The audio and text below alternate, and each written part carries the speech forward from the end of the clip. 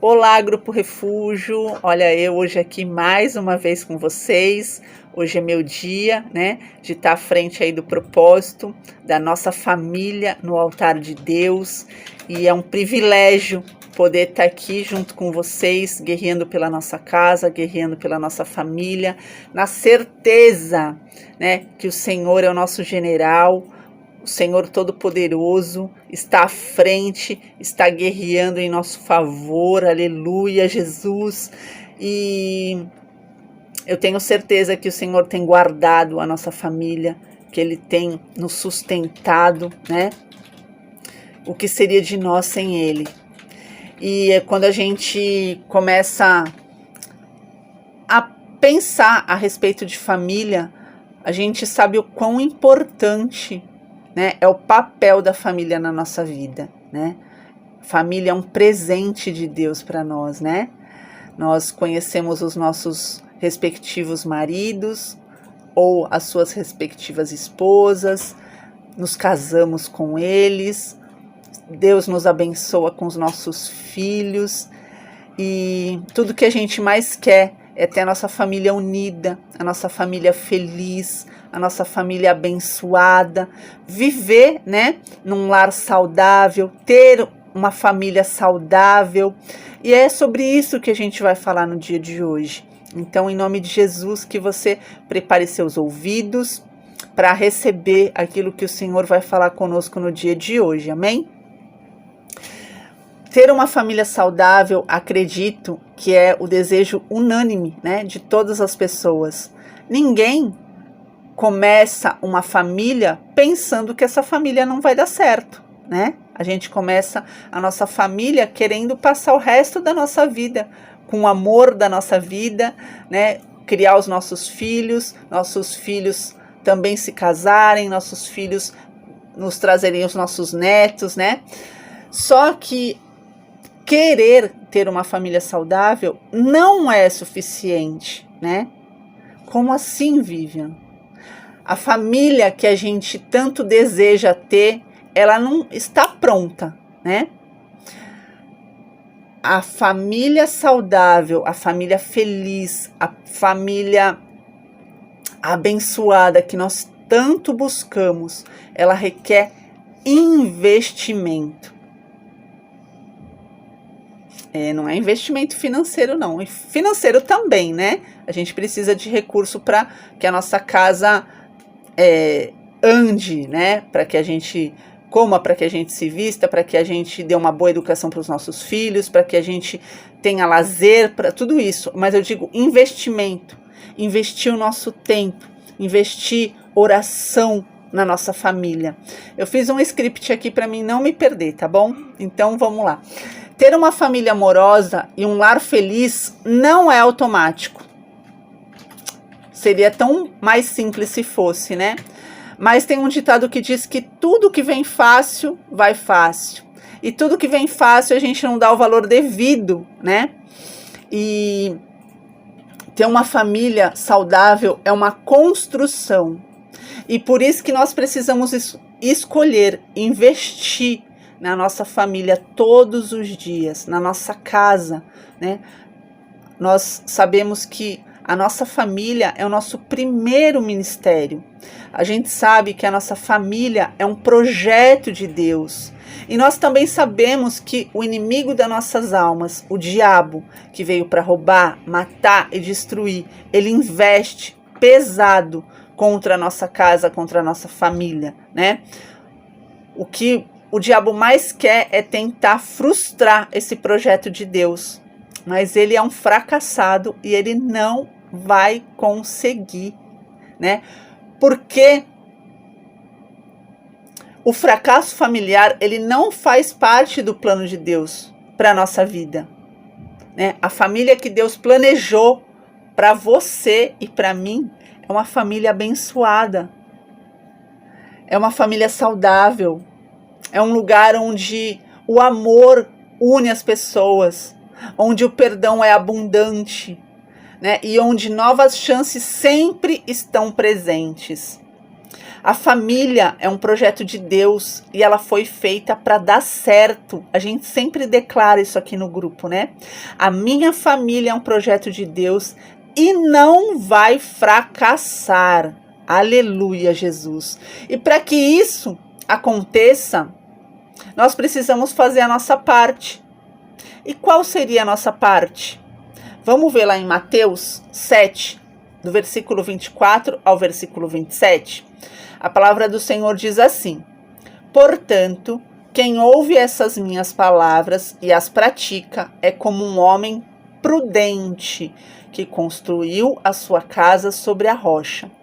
Caiu a chuva, transbordaram os rios, sopraram os ventos e deram contra aquela casa, e ela não caiu, porque tinha seus alicerces na rocha. Mas quem ouve essas minhas palavras e não as pratica é como um insensato que construiu a sua casa sobre areia. Caiu a chuva, transbordaram os rios, sopraram os ventos e deram contra aquela casa, e ela caiu, e foi grande a sua queda.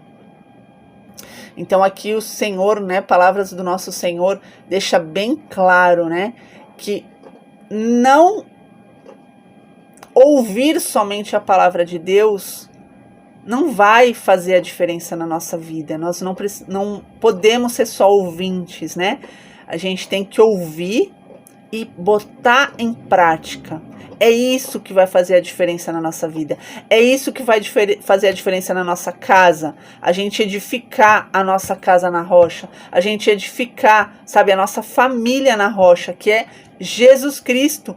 Porque quando vier os ventos, quando soprarem, né, os ventos, quando transbordarem os rios, a nossa casa, ela tá alicerçada. O Senhor sustenta a nossa casa. A nossa casa não é abalada, a estrutura dela.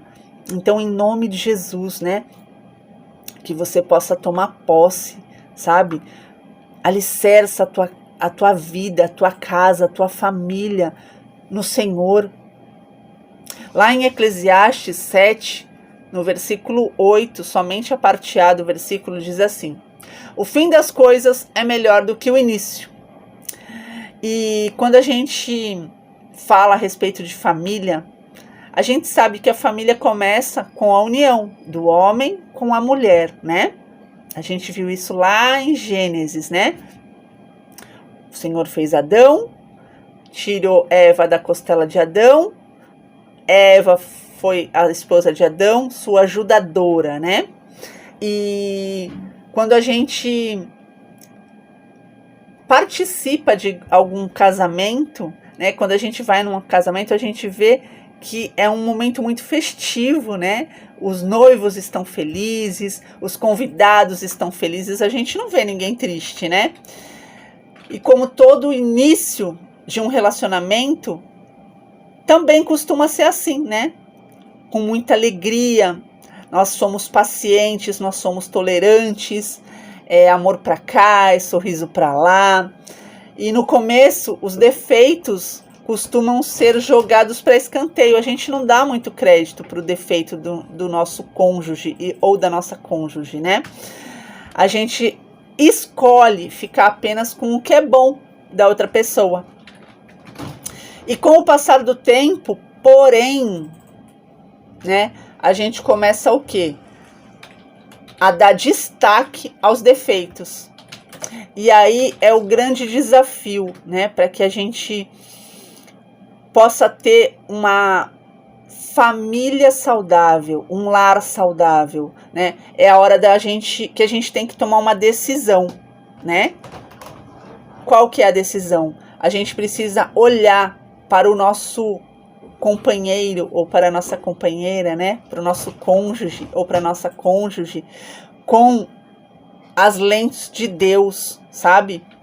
Apesar das falhas, porque todos nós somos falhos, né? Meu marido tem defeito? Com certeza ele tem, mas eu também tenho muitos defeitos, né? Só que a gente tem que escolher ficar com a parte boa e, sabe, orar ao Senhor para que Deus tanto nos molde quanto molde o nosso marido ou a nossa esposa, né? E é isso, sabe? É investir. A gente não deve, porque a gente está passando por um momento difícil, simplesmente abandonar o barco. Ah, simplesmente não dá mais para mim. Não quero mais. Não tem como dar certo. Não é assim que funciona. A palavra do Senhor diz que o fim das coisas é melhor do que o início. A gente tem que se agarrar à palavra do Senhor, né? Traz à tua memória como foi bom o início do teu relacionamento com o teu marido, quando ele ainda era teu namorado, nos primeiros anos de casamento. Então, sabe o que a palavra diz para você? Que o fim das coisas é melhor do que o início. Persevera, não desiste, continua intercedendo, continua orando, continua lutando, em nome de Jesus. Né? Momentos difíceis todos nós iremos passar, não só no nosso relacionamento, não só dentro da nossa família, mas na nossa vida, né? A nossa vida é feita de momentos felizes, de momentos nem tão felizes, de momentos tristes. E esses momentos difíceis, eles chegam para nos fortalecer. Né? Eu ainda comentei anteontem, lá no propósito de quarta-feira, que uma palavra que está queimando no meu coração, sabe? Que é: todas as coisas cooperam para o bem daqueles que amam a Deus. Às vezes a gente está passando por uma determinada situação que a nossa alma se desespera, a nossa alma se angustia, a gente acha que não vai dar certo, que não vai conseguir, que é o fim, que não tem mais jeito. Não! A palavra do Senhor diz que todas as coisas cooperam para o bem daqueles que amam a Deus. Você crê na palavra do Senhor? Viva a palavra do Senhor. Quando a tua alma quiser ficar batida, quando o desânimo vier querer te pegar, declara em nome de Jesus: não, todas as coisas cooperam para o bem daqueles que amam a Deus. A gente não entende o propósito, mas a gente sabe que Deus está no controle. A nossa confiança sempre vai ter que estar no Senhor, sempre. E a palavra de Deus, ela nos ensina 3 armas poderosas para a construção de uma família saudável. Vamos ver quais são elas. A primeira delas é o amor, né? O amor é a base de tudo. Lá em 1 Coríntios 13, do versículo 4 ao versículo 7, diz assim: o amor é paciente, o amor é bondoso, não inveja, não se vangloria, não se orgulha, não maltrata, não procura seus interesses, não se ira facilmente, não guarda rancor. O amor não se alegra com a injustiça, mas se alegra com a verdade. Tudo sofre, tudo crê, tudo espera, tudo suporta. O amor. Deus é amor. Ele é o próprio amor. E nós temos que, viver o amor de Deus nas nossas vidas. E também, o mesmo amor que a gente recebe de maneira vertical, ele tem que se espalhar de maneira horizontal. Amor. A gente precisa, ter isso dentro da nossa casa, dentro da nossa família. A gente precisa ser paciente, a gente precisa ser bondoso, a gente precisa, tratar os outros com... Não sei se a palavra certa é essa, delicadeza, né? Mas que a gente não deva maltratar, que a gente não venha cirar, que a gente não venha guardar rancor. Tá tudo na palavra. E como a gente já aprendeu, né, que amor não é sentimento, amor é uma decisão. Você decide amar. Logo, o amor não aumenta ou diminui por causa do que acontece ao seu redor, ou do que a pessoa te fez ou deixou de fazer. Você escolhe permanecer amando. Por isso, você pode escolher amar o seu marido, né? Você que é homem, amar a sua esposa, amar os seus filhos, amar os seus pais, né? Ou qualquer outra pessoa da sua família. O segundo pilar, né? Se é assim que a gente pode dizer, é o perdão. Perdoar é viver uma vida de liberdade, é olhar para o próximo sem mágoas.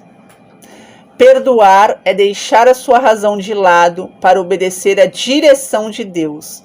É abrir espaço para o milagre acontecer na sua vida. O perdão é um elemento fundamental para um relacionamento saudável, principalmente na nossa família, né? Mas quantas vezes eu devo perdoar quem me ofende? O que a palavra do Senhor nos ensina? Lá em Mateus 18, 21, 22. Essa resposta, quem deu foi Jesus, hein? Diz assim: então Pedro aproximou-se de Jesus e perguntou: Senhor, quantas vezes deverei perdoar a meu irmão quando ele pecar contra mim? Até 7 vezes? Jesus respondeu: eu lhe digo, não até 7, mas até 70 vezes 7. A gente tem que exercer o perdão diariamente e muitas das vezes, várias vezes ao dia. Essa é uma das chaves, sabe, para a gente ter essa família saudável, ter relacionamento saudável dentro da nossa casa, dentro do nosso lar. Quando a gente perdoa o nosso próximo, não ficamos contando, né, os números de vezes. Perdoou, tá perdoado. Não, eu já te perdoei uma vez, já te perdoei 2, já te perdoei 3. Não. Por isso, a conta sempre fica zerada a cada vez que você decide perdoar alguém. Perdoou, tá pago, não deve mais nada. Esqueceu, já era. Em uma família saudável, escolher perdoar é uma decisão diária, né? E como eu disse, às vezes, nesse dia, a gente perdoa aqui, daqui a pouco, perdoa de novo, e é assim. E é assim que a gente tem que viver, né? Sem guardar mágoa, sem guardar rancor, sabe? Hoje a gente vê tantas famílias que tem pai que não fala mais com filho, filho que não fala mais com pai, irmãos que não se falam. Para que tudo isso? Né? Para que ficar fermentando isso dentro dos corações, sabe? A gente não sabe o segundo que vai vir ali na frente, né? Que a gente venha amar, sabe? Que a gente venha viver mesmo, sabe? Como Jesus está voltando, e Ele está mesmo, e a gente não sabe a hora que Jesus vai voltar para mim e para você. E o Senhor agora, sabe, me incomodou. Se você tem que perdoar, perdoa. Não fica guardando mágoa, não fica guardando rancor. Sabe, isso só faz mal para você. A mágoa, né, é uma água amarga que ela fica envenenando, ali fica, sabe, te contaminando por dentro. Em nome de Jesus. Como eu falei, sabe, amar é uma escolha e perdoar também. Aleluia, Jesus. A terceira é sabedoria, né? Amar e perdoar são fundamentos para viver uma família saudável. Contudo, não dá para construir uma família saudável se não existir sabedoria. Que sabedoria que a gente está falando aqui? Sabedoria vinda do alto. Vocês se lembram da história de Salomão? Salomão pediu a Deus o quê? Sabedoria. Quando Deus lhe perguntou o que ele queria, a resposta de Salomão foi sabedoria. E Deus o abençoou, né? Com muitas outras coisas além da sabedoria. A gente precisa ser mulheres sábias. Você, homem que está ouvindo, né, que chegou até esse vídeo, você precisa ser um homem sábio. Você, filho ou filha, né, precisa de sabedoria, né? Todos nós que formamos uma família, precisamos de sabedoria. Buscar a sabedoria de Deus e colocá-la em ação é um dos pilares para viver uma vida saudável, uma família saudável. A família saudável que Deus sonhou também é para você. Pode ser que você que está tendo acesso a esse vídeo no dia de hoje seja a única pessoa que serve a Deus hoje. Você olha para sua família e fala: meu Deus, eu acho que eu tô na família errada. Não, você não tá não. Deus, ele não erra. Deus, ele é perfeito.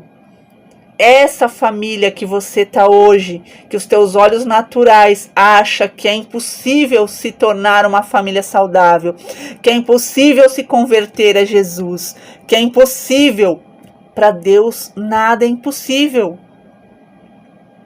Família perfeita não existe, né? Como disse num dos vídeos a nossa irmã Débora, família de comercial de margarina não existe, não adianta, né?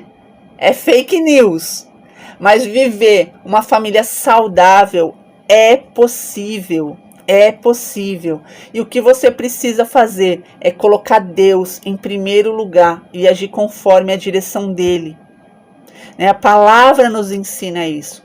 Buscar em primeiro lugar o reino de Deus e a sua justiça, e as demais coisas vos serão acrescentadas. Buscar a sabedoria no Senhor, a sabedoria necessária para construir uma família saudável. Lá em Tiago 1:5 diz assim: mas se alguém tem falta de sabedoria, peça a Deus, e ele a dará, porque é generoso e dá com bondade a todos. Então, se hoje você precisa de sabedoria, peça ao Senhor. A palavra diz aqui: se alguém tem falta, peça a Deus e ele dará porque ele é generoso. Deus tem um propósito para a sua vida, Deus tem um propósito para a sua casa, Deus tem um propósito para a sua família. Creia em nome de Jesus que você e a sua família servirão a Deus. Eu e minha família serviremos ao Senhor. A minha casa é um projeto de Deus e não vai fracassar. E como nós declaramos, de forma profética, porque nós cremos que a nossa família está no altar de Deus. Aleluia, Jesus. Que o Senhor possa falar poderosamente ao teu coração, que você possa receber e praticar tudo aquilo que o Senhor te presenteou no dia de hoje.